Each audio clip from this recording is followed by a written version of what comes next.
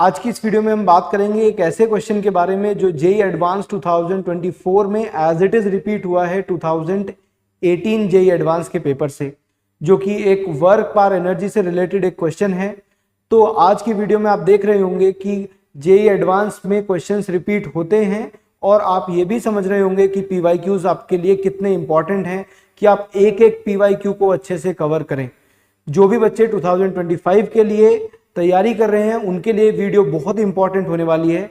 मेरा नाम है Tushar Sangwan and I am physics faculty at CVPS integrated star course. ये वो क्वेश्चन है जो 2018 में आया था। एक बार आप इस क्वेश्चन को जरूर पोज कर एक बार आप इसे पढ़ें और पढ़ने के बाद हम देखते हैं कि ये कैसे सॉल्व किया जा सकता है। इस क्वेश्चन के अंदर आपको पोटेंशियल एनर्जी गिवन है of a particle of mass m और जिसके लिए आपको एक फंक्शन गिवन है पोटेंशियल का which is v is equals to kr²/2।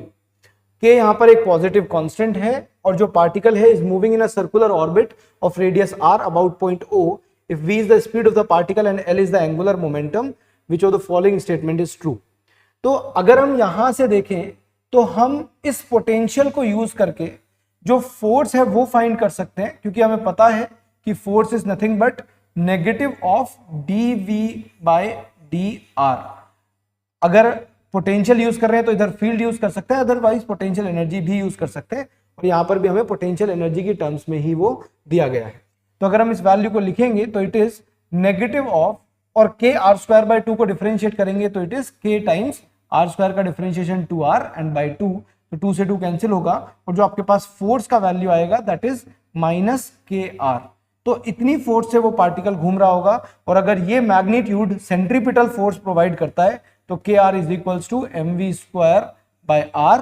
आप यहां से r को मल्टीप्लाई कर सकते हैं and mv² will become kr² और यहां से आपके पास v और r में एक रिलेशन आ रहा होगा। जैसे कि आप देख सकते हैं कि a और b ऑप्शन में हमसे v और r का ही रिलेशन पूछा है, तो अगर हम यहां से इसे आगे सॉल्व करेंगे तो हमारे पास आ जाएगा mv² is equals to kr² divided by m और अगर आप अंडर रूट करते हैं तो v is equals to under root of k/m और आपके पास मल्टीप्लाई में r बचेगा। तो ऑप्शन बी जो है वो करेक्ट होने वाला है। अगर आप सेकंड एंगुलर मोमेंटम वाले ऑप्शन को देखते हैं तो जो L का वैल्यू है इट इज mvr और क्योंकि आपको r की टर्म्स में ही आंसर चाहिए तो आप v का वैल्यू यहां से पुट कर सकते हैं। तो m times under root k/m times r और n टाइम्स r, तो ये r² हो जाएगा, तो it becomes under root of km times r²। तो ये हमारा नेक्स्ट ऑप्शन हो जाएगा, मतलब ऑप्शन सी भी करेक्ट है। तो ये वो क्वेश्चन था जो जेईई एडवांस 2018 में आया था। अब मैं आपको वो क्वेश्चन दिखाता हूं जो जेईई एडवांस 2024 में आया है। वो क्वेश्चन ये है और आप एक बार इस क्वेश्चन को ध्यान से पढ़ें और उसके बाद फिर हम वापस से बात करते हैं। इस क्वेश्चन में बोला जा रहा है कि a particle of mass m is moving in a circular orbit under the influence of a central force corresponding to the potential energy. आपको इस पोटेंशियल एनर्जी पर ध्यान देना है वापस से। ये जो पोटेंशियल एनर्जी की वैल्यू है ये आपने अभी देखी थी and where k is a positive force constant. आप देख सकते हैं कि लास्ट क्वेश्चन में हमें फोर्स खुद से कैलकुलेट करना पड़ा था और यहां पर हमें फोर्स भी डायरेक्टली गिवन है।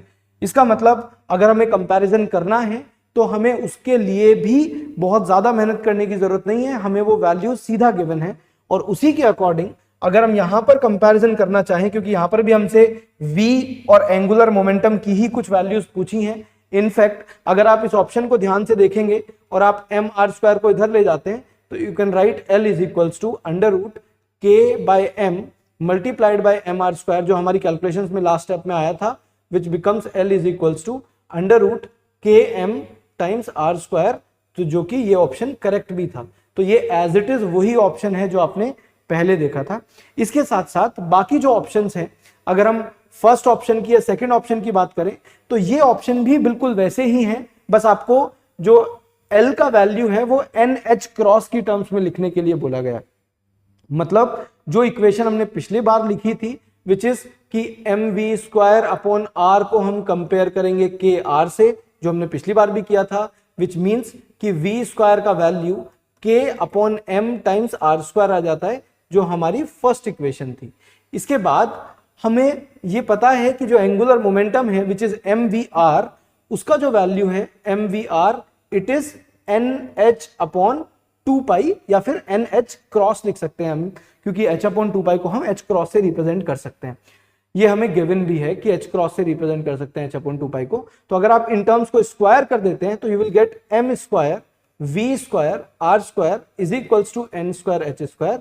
और अगर आप v स्क्वायर की वैल्यू पुट करेंगे तो आपके पास r स्क्वायर वाली इक्वेशन आ जाएगी, और अगर आप r स्क्वायर की वैल्यू पुट करेंगे तो आपके पास v स्क्वायर वाली इक्वेशन आ जाएगी, और ये दोनों इक्वेशंस भी करेक्ट है।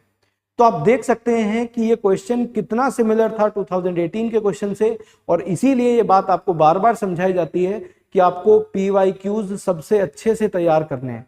सबसे पहली प्रायोरिटी आपकी होनी चाहिए कि जब आपका चैप्टर कंप्लीट हो गया है, आपने मॉड्यूल्स कर लिए, आपने डीपीपी कर ली है, तो उसके बाद आपको एक एक PYQ का कॉन्सेप्ट पता हो कि किस कॉन्सेप्ट पर वो क्वेश्चन पूछा गया है, और उस क्वेश्चन के आसपास और किस टाइप के क्वेश्चंस बनाए जा सकते हैं।